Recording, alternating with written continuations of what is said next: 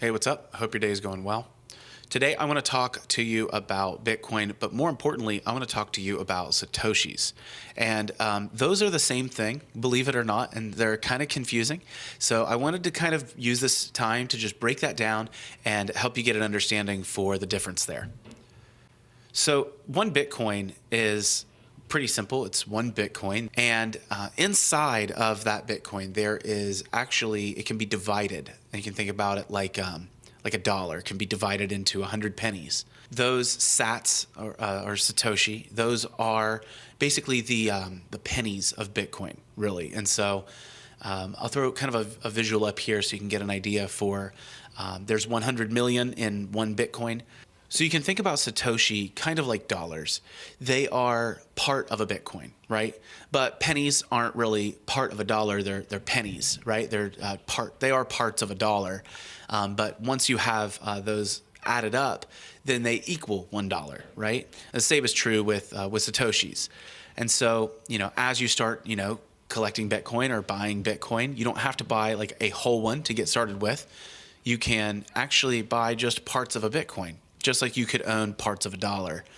And so when you think about the decimal place again, to kind of jump back, you see the dollar decimal point have two places, and that's the tens.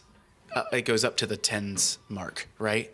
But on a Bitcoin, it actually has 8 decimal points that show the full amount of a Bitcoin. I know it's a little confusing. That still is it's still really out there, but you have to kind of stretch your mind a little bit to understand this. And so sometimes on gas stations, you'll see it with like a third, with like a little 9. So that way they get their extra little penny or part of a penny there.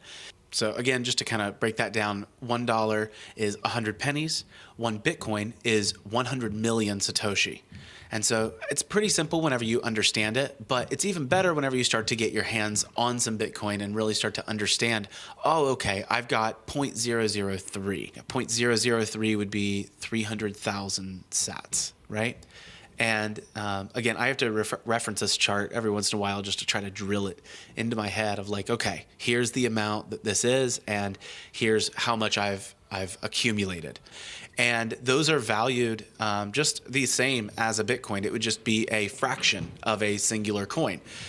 I hope this helps you get a general understanding of at least how Bitcoin works in the sense of the decimal point and how many Bitcoin, or how many Satoshi rather, make up a Bitcoin, right?